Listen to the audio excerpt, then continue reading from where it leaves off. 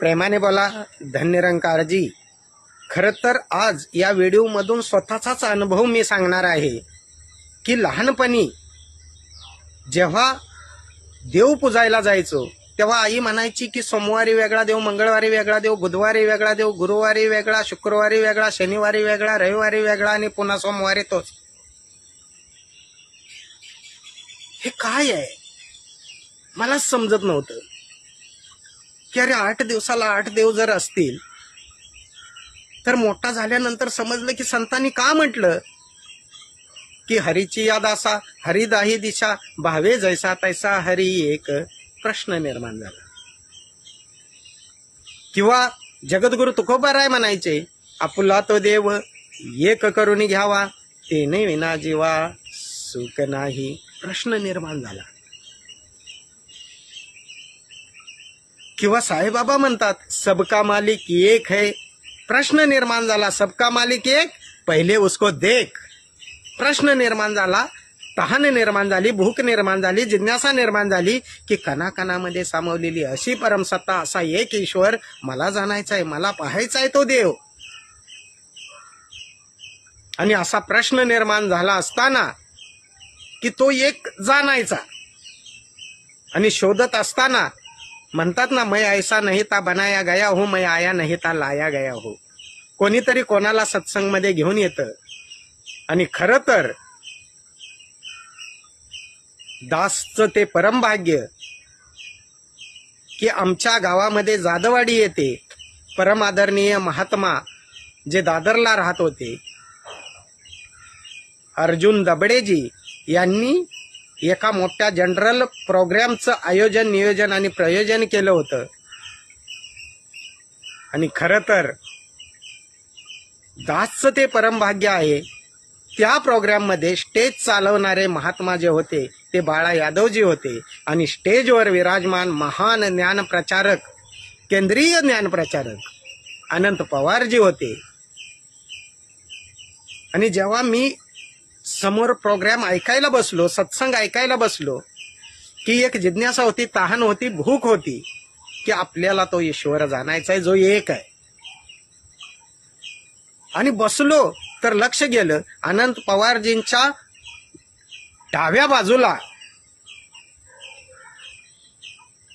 एक पोस्टर होतं, बॅनर होता, त्याच्यावरती लिहिलं होतं एकाला जाणा एकाला माना आणि एक व्हा। त्याच्यानंतर उजव्या बाजूला एक पोस्टर होतं कि एक नूर है सबके अंदर नर है चाहे नारी है ब्राह्मण क्षत्रिय वैश्य हरिजन प्रभू की रचना सारी है। कुठंतरी मनाला सुखद धक्का बसला की मनात असणारे प्रश्न आणि इथे असणारे पोस्टर एकच आहे। आणि त्याच्यानंतर ते प्रोग्राम झाल्यानंतर त्यांनी अनाउन्समेंट केलं की तुम्हाला जर त्या एका ईश्वराला जाणायचं असेल तर ज्ञान कक्षामध्ये या। पण त्याआधी एक गोष्ट तुम्हाला सांगू इच्छितो की जेव्हा अनंत पवारजींनी प्रवचनाला सुरुवात केली ती सुरुवातच एवढी मनाला शीतलता लावून गेली। त्यांनी सुरुवात अशी केली की मुंबईला वरळीला आहे ते दूरदर्शन आणि इथे प्रोग्राम मध्ये होणार आहे ते देवदर्शन। जे दुरून प्रक्षेपित होतं आणि घरामध्ये दिसतं त्याचं नाव दूरदर्शन आणि जे जवळून प्रक्षेपित होतं आणि आपल्या हृदयात साठवून आपण जवळून पाहतो त्याचं नाव देवदर्शन।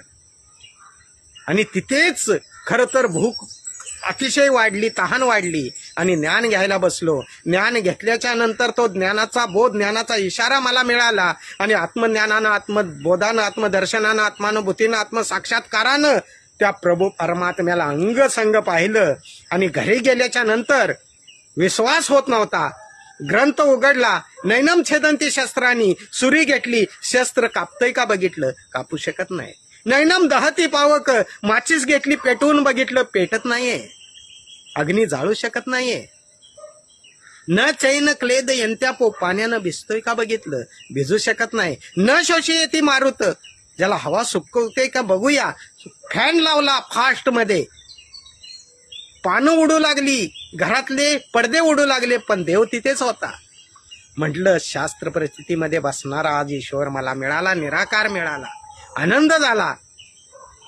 आत्मप्रचिती काय आहे तेवढ्यामध्ये रेडिओला गाणं लागलं होतं, मागे उभा मंगेश पुढे उभा मंगेश आणि माझ्याकडे देव माझा पाहतो आहे. लगेच क्लिक झालं की अरे खरंच देव माझ्याकडे बघतोय, मागे पण आहे पुढे पण आहे बाजूला आहे दाही दिशेत आहे. तिथे विश्वास ठोस झाला. आणि गुरुप्रचिती म्हणाल तर काय, गुरु हा ज्ञानानं स्वतःच प्रज्वलित होता आणि प्रेम नम्रता सहनशीलता दया करुणा विशालता हे सगळं गुरुमध्ये होतं.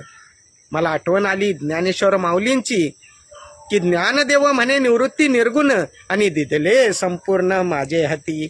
आज तोच संदेश निरंकारी जगतातले सगळे महात्मा तुम्हाला देतायत की संपूर्ण असणारा जो कधीही संपू शकत नाही असा परमात्मा दिदले संपूर्ण आमचे हाती.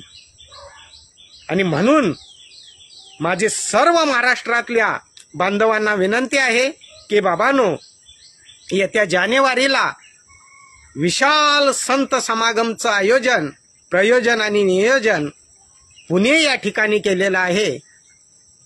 जर त्या एका ईश्वराला एका पांडुरंगाला जाणायचं असेल, ओळखायचं असेल आणि ओळखून भक्ती करायची असेल आणि खऱ्या अर्थानं 184 योनीचा फेरा चुकवायचा असेल तर नक्की एकदा समागम मध्ये भेट द्या.